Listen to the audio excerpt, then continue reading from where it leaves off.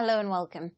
We start with Nigeria. Amid a worsening economic crisis, the West African nation has turned to China for support. Nigerian President Bola Tinubu will meet his Chinese counterpart Xi Jinping during a visit to Beijing next week. The two leaders will be discussing cooperation on the economy, agriculture and technology.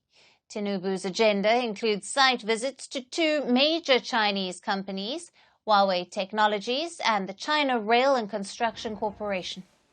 Tinubu will also meet with 10 CEOs of major Chinese companies across sectors, from oil and gas to information and communications and financial services.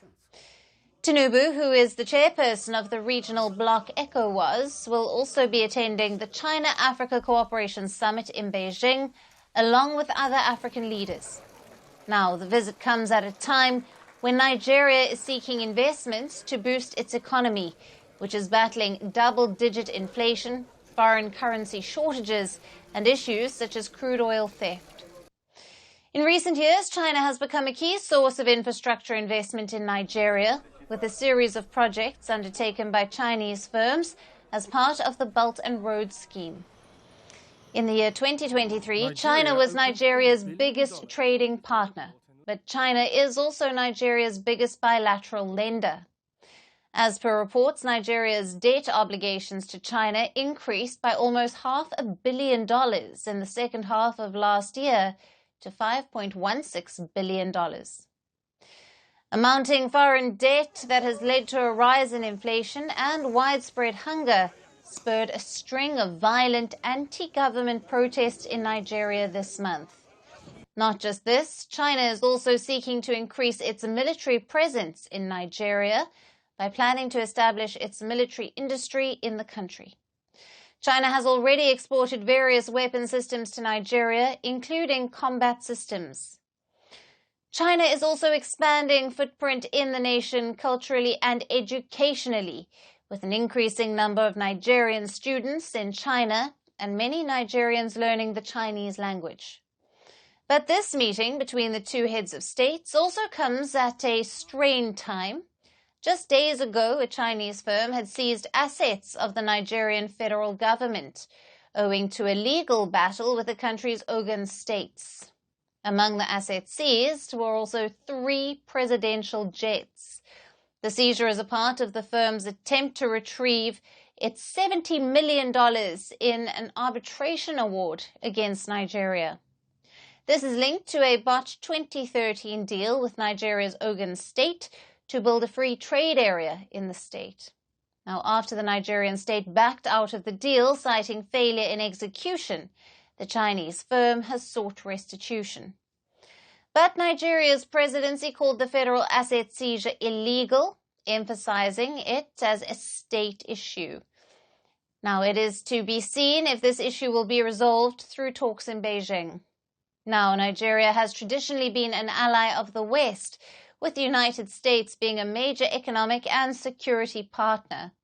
Meanwhile, China has been expanding its influence in all of Africa, a continent that has turned into a major geopolitical battleground between China, Russia, and the West. Nigeria is trying to maintain its relationship with the West while expanding ties with China amid the severe economic turmoil. Will President Bola Tinubu be able to pull off this tough diplomatic balancing act? Now, for more on this, we have with us Confidence McHarry, Senior Geopolitics Analyst at SBM Intelligence in Lagos. Thank you for being with us. Thank you for having me once again. Right now, President Bola Tinubu will be traveling to China in early September. The trip is seen as a strategic move to strengthen bilateral relations between the two nations, while pursuing key economic opportunities. Now, this, of course, at a time when Nigeria has been battling an economic crisis. What are your expectations of Tinubu's visit to China?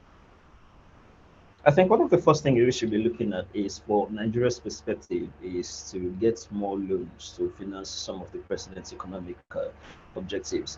The protest, which began at the start of this month and lasted for about a week, took place because in circumstances what people considered hardship and hunger across board. And one of the reasons why these things have persisted and hardship energy subsidies, some of them fuel, and that's petrol, some of them energy, in terms of electricity, and it has really beaten hard into household and their spending capacity as well as purchasing capacity. So right now, people are buying a liter of fuel for about 1,300 naira. So one of the reasons the government gave for the removal of these subsidies, especially for fuel, is that it's not sustainable. So to get this done with the backing of the IMF to get palliatives across to people, the government has started a cash transfer of about $16 monthly across 3 months to the most vulnerable sections of the nation.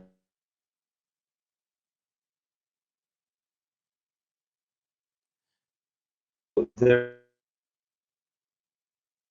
is actually a little leeway for the government to get that done, given not just for this board, which I do think is part of President Tinubu's mandate and thrust into his administration so far. So, in summary, for the Nigerian party, we're looking to get more loans. As you said in the beginning, what Nigeria owes China is about $5.16 billion, which of course doubled towards the end of last year. I think, given the kind of borrowing spree the government has been on since it came into office, it is unlikely that it will not continue in the same speed when it gets to China. But the question is, will China want to reciprocate in terms of giving more loans to Nigeria? That's the $1 million question. Now, Tinubu will hold talks with Chinese President Xi Jinping, during which both the leaders will sign several memorandums of understanding to strengthen bilateral ties, as you've touched on there. Now, is this another example of Beijing vying for influence in Africa? Yeah, oh yeah, of course, one could look at it that way, but you have to take into account the context by which this summit is happening next month. So China's relations with the West, especially within the United States and the European Union, is not in the best of terms. For the Biden administration, it has slapped close to about 100%, if not 100% tariffs on Chinese renewable energy products. We're talking about in the context where China accounted for more than half the world's production of electric vehicles and solar panels last year. So part of its business strategy has been to sell them to the West, the United States being inclusive, and the United States trying to also get some production up has been wary of Chinese dumping and the Biden administration had decided to slap close to 100% tariff increase on Chinese products, especially in terms of renewable industry. And Trump and his second incoming Trump administration is trying to not just slap 100% tariffs on the solar panel industry or renewable energy, but across all Chinese products. So China is overproducing and they need a market for this. And the European Union is on the heels of following the American example, even though it's not yet set in stone that they are going to be doing the same thing as the United States have done. So which leaves the global south, especially Africa. As you know, many African countries have a lot of energy problems, Nigeria being one of them. So it makes a lot of sense if Nigeria especially is targeted, because the solar energy consumption in Nigeria is astronomically high. Unfortunately, I cannot give you the exact figures right now, but many people are putting up the energy efficiencies by going into green and renewable energy. So in many urban areas, especially many city centers, even in Lagos, where I currently live at the moment, it is very unlikely for you to walk into a street without seeing a solar panel or two in one or two houses. So it's a huge market, and this is what is termed as the next big thing for the energy sector and the energy space in Nigeria. So one of the things that the Tinubu government will wanting to get away from this trip is how to get many of all of these solar panels in Nigeria. So it will then become how they are able to get the kind of best deals that will not form a dumping for substandard products in the country. Confidence. Tinubu will also be visiting major Chinese companies like China Rail and Construction Corporation. Now, this, of course, with the aim of accelerating the completion of the segment of the Lagos to Kano rail project. Can you take us through some of the details here? All right. So the for the Lagos to Kano Rail project, it has been something that's been in the works since at least 2019.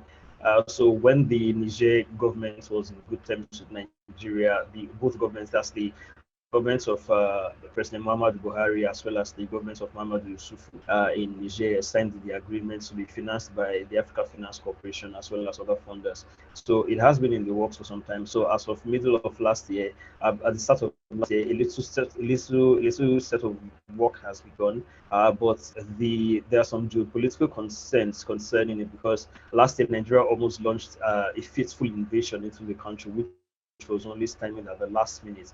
So relations between Niamey and Abuja has not really been that good, and especially under the leadership of President Bola Tinubu. So part of what Tinubu will be looking for as he tries to get Niger, Mali, and Burkina Faso back into ECOWAS is how to get that rail up and running. So I do think that one of his bargaining chip is that he is able to get a China that is trying to scale back on its funding of infrastructural projects across the world. So continue to provide funding for this thing. Right. I think it will actually be a great way to repair relations with a recalcitrant regime in Niamey that has refused all avenues and all entreaties to talk to Abuja. So I think this should be a kind of a carrot to set the relations back between Nigeria and Niger. Yeah. Right. Confidence, thank you very much for being with us on Firstpost Africa and for your valued insights there. Thank you for having me, Alison. Climate change is on our doorstep. It's time for a revolution to take root. And it starts with 1.4 billion Indians. It starts with one tree. One tree for humanity. One tree for Mother Earth. One tree for our future. Project One Tree, a News 18 network initiative.